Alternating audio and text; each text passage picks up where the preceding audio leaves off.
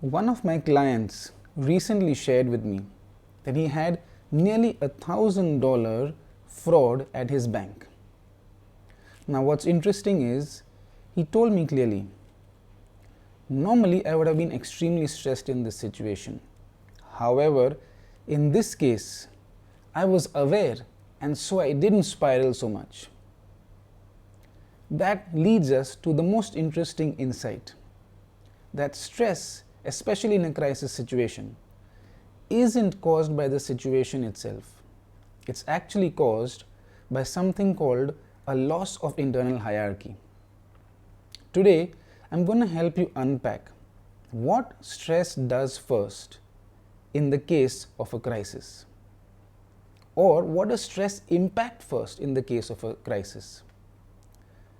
You may want to save this to come back and watch it later whenever you need it.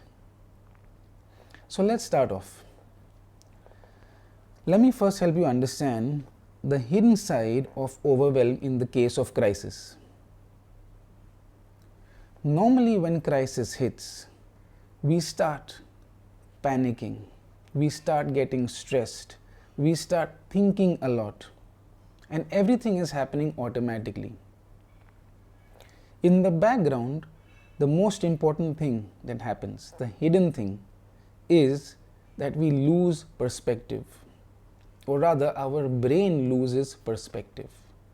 What that means is, specifically, almost every single thing starts feeling urgent, and every single thing has a similar urgent priority. Let's take an example. Supposing you're in the middle of a crisis and you receive a slightly important or a complex email. That will also feel extremely agitating in that moment. If you have a small disagreement with a colleague, that will also disturb you for many hours. This is the hidden side of overwhelm in the case of crisis. Let me now help you understand why normal stress advice fails in such a situation.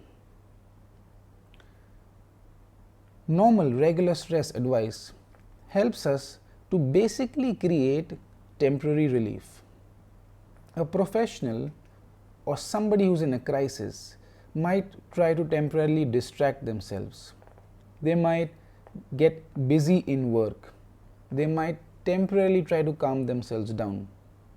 However, this does not help in the long run. The reason for this is the cause, the symptom, is not the thoughts or the feelings themselves.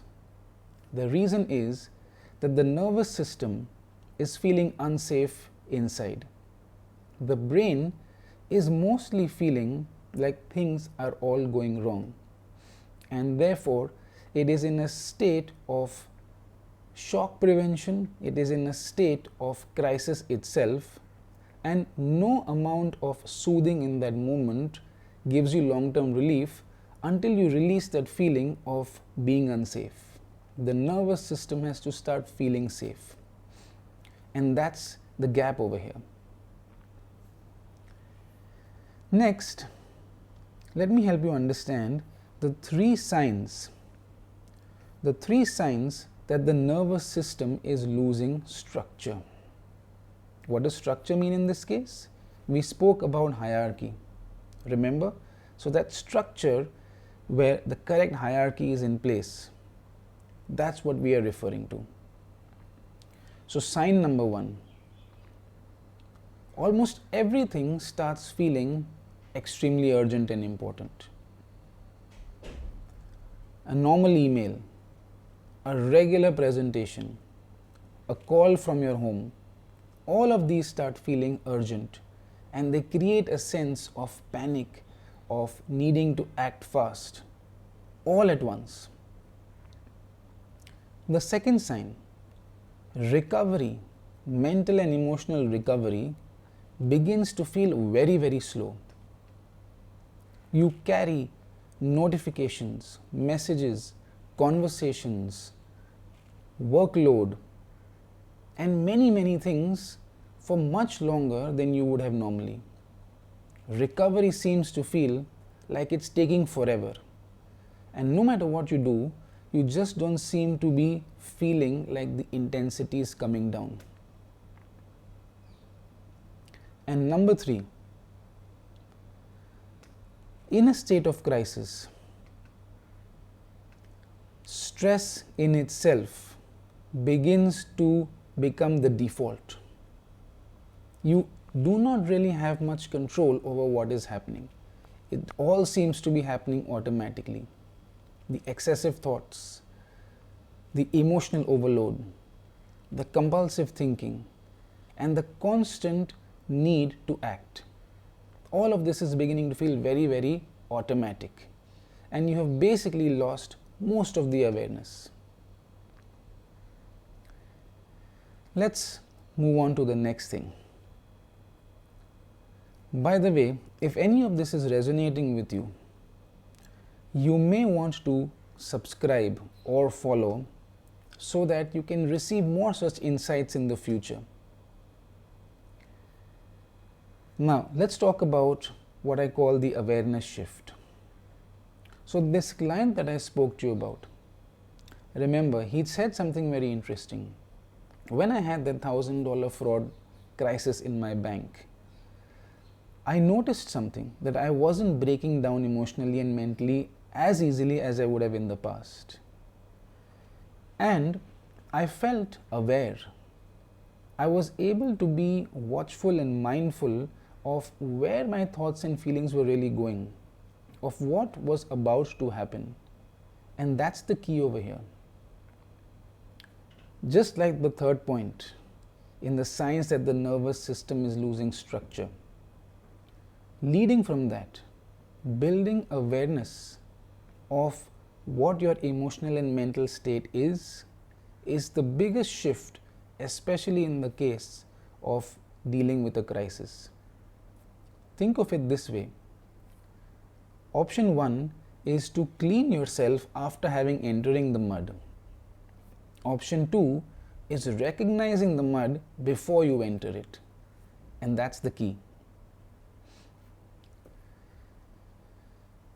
Let me now share with you a practical tool of how you can deal with stress in case of a crisis. One of the tools that I use from the Bulletproofing Happiness framework is called the ultimate priority technique. And here's how it really works. When you are in the middle of a crisis, when you're stressed, when you're anxious, essentially your priorities have shifted. More specifically, the brain and the nervous system is prioritizing almost every single thing as urgent, and therefore constant thinking, emotional overload, impulsive reactions, always feeling on, literally that is the subconscious or the unconscious priority in that moment. So here's the question. The ultimate priority